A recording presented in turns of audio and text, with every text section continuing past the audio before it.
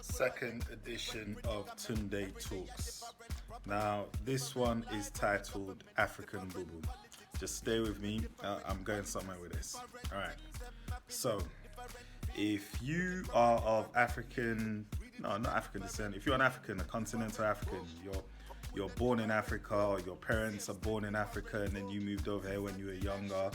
But primarily, those of us that came when we were children, maybe you came with an accent, and it's clear that you're an African when growing up in London or wherever else across the UK or even Europe. Now, during the mid 90s, early 90s, mid 90s, a lot of you with that type of background would recognize the term African Bubu because that's the name that sometimes other black people of mainly Caribbean descent would call African people if they were in contention with each other, because there's a lot of enmity, or there was a lot of, there still is probably among certain people, enmity between Caribbean people and African people, and it's something that's been there for a long time.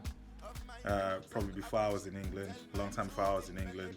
I'm not sure how far back it goes, but certainly when we've come to meet each other now in diaspora, it's evident for a number of reasons. And if somebody called you this name, you might respond with something like, you're lost. You don't know who you are. You don't know what your culture is. You don't even know your own language, because that's what would cut the most. So we've got this situation of enmity between African people and people of African descent. Now, the reason I bring it up is, to my mind's eye, there's something going on at the moment. And primarily, I would say, looking at entertainment and the emergence of Afrobeats music. African people now have a currency that gives, young African people have a currency that gives some kind of kudos in youth culture. And not just that, I think because of the popularity of the music, it's opened the door, a certain opportunity to have a conversation, because other people now look at this thing that they're happy to give credit to African people for. It's almost like you weren't, you didn't quite fit into the setting before, but now you've got something that's shiny and you're almost accepted into the setting.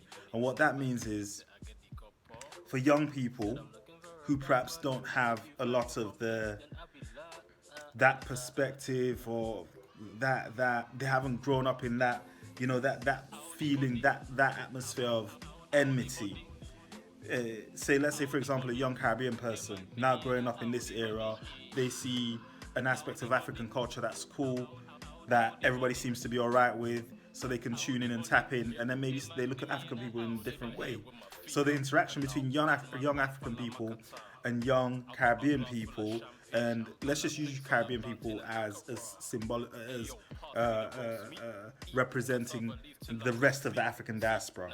Okay, so now the younger people are interacting in a completely different way, because the music culture and even the films as well, opening up this door, this line of communication where everything's cool and we can actually talk to each other with a certain amount of acceptance, respect. So I think the entertainment is opening the doors to certain things. And I think there's a massive opportunity there now for this conversation between continental Africans and diasporan Africans to talk to each other and to lead to somewhere new.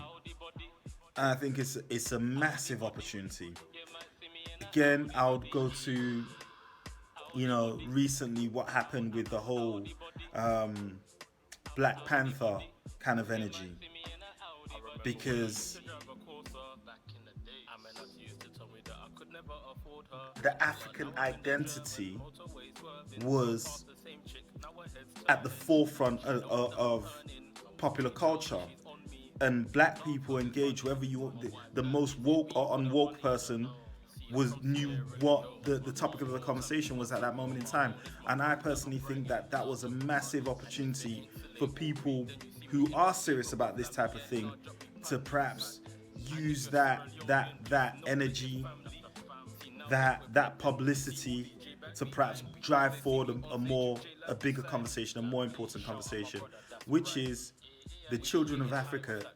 There's never been a better time with the technology and the movement of information. There's not never been a better time for the children of Africa to actually start having this conversation without the interference of a middleman.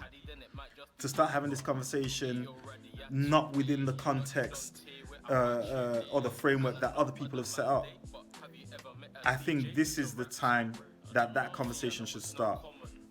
And even more so, I've been meaning to do this video for a while, but I was prompted by the what's going on at the moment in America, where the police officer kneeled on the neck of the brother in Minneapolis, and he died. So he was effectively executed on camera.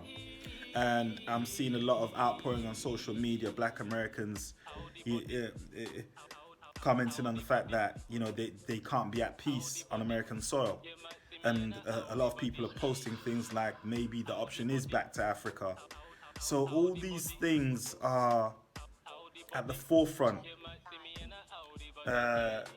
of the attention. Light is being shed on these things.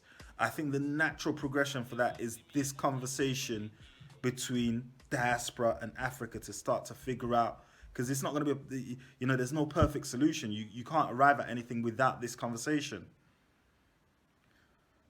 But I think that's where it starts. And we've never had that meaningful conversation on a mass level where we can all engage in to find out where we need to be as an African people. The technology is there. We're seeing remnants of it in social media. But I think the time is now. And if there's ever going to be a plan, a realistic plan for Africa involving continent and diaspora to make the most of what everybody's got to offer, if there is ever going to be that type of movement, now's the perfect time for that conversation to start, because there's various doors that are opening that can facilitate that. And I just believe that popular culture, music, TV especially, is the gateway to the hearts and minds of, specifically of young people, and those doors are being opened. So let's start talking to each other.